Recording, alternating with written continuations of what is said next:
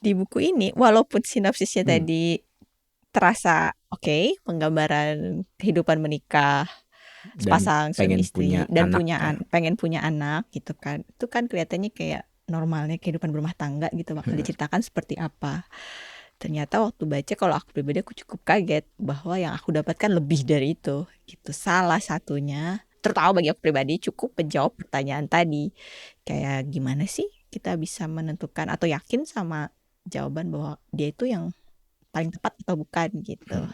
Karena di buku ini juga dibahas kayak dinamika kehidupan pria wanita awalnya, kemudian setelah pacaran, kemudian menikah, ekspektasinya dan realitasnya gitu. Dan apa aja yang sebenarnya bisa jadi masalah, kemudian tidak diselesaikan, kemudian akan memicu suatu permasalahan yang lebih besar dan berakhir tidak bahagia.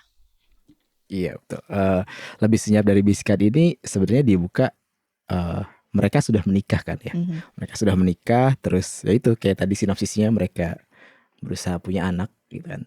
Tapi saat menjalani kehidupan pernikahan mereka banyak permasalahan yang sebenarnya kayak udah ada nih sebenarnya ya dari sejak pacaran gitu.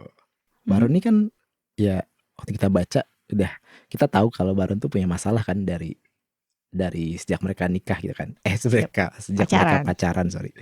Sejak mereka pacaran kayak si dia suka hilang-hilangan gitu kan. Suka hilang-hilangan. Terus tapi kok Amara tetap mau ya sama Baron? Kayaknya sih apa karena lagi pacaran masa indah-indahnya. Yang terlihat cuma yang manis-manis aja. Tapi kayak baca buku ini pun bikin aku flashback atau sedikit berefleksi sih. Kayak dulu waktu aku pacaran sama kamu, aku segitunya nggak ya? Kayak ngeliatin kamu mana yang baik, mana yang buruk, dan jawabannya sih kayaknya enggak ya. Kayaknya kayak betapa mudahnya waktu masa-masa pendekatan lah, pacaran gitu, kita bisa tetap punya impresi baik terhadap calon kita gitu.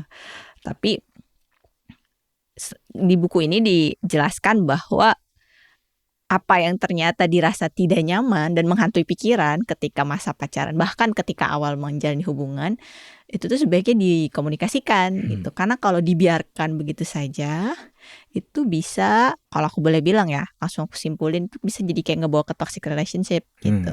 Karena kan kayak sebenarnya kalau bahasa anak sekarang, kayak itu tuh kayaknya udah red flag seharusnya gitu. Salah satu red flag bahwa kamu ngelihat nih pacar kamu, kalau ada masalah baik itu sama kamu ataupun bukan tentang hubungan kalian, malah pergi, malah hilang gitu aja. Instead of dia ngajak ngobrol, komunikasiin baik-baik, dia ngilang terus kemudian dia datang lagi dan dia nganggap itu udah selesai. Bahkan gak dibahas kan. Baron tuh kayak gak ngajak ngobrol Amara tentang masalahnya dia itu, ya udah dikubur aja gitu. Dan Amara membiarkan itu. Dia mempertanyakan di dalam hatinya, tapi ya udah let it slide, ya kan. Jadinya terbawa sampai pernikahan.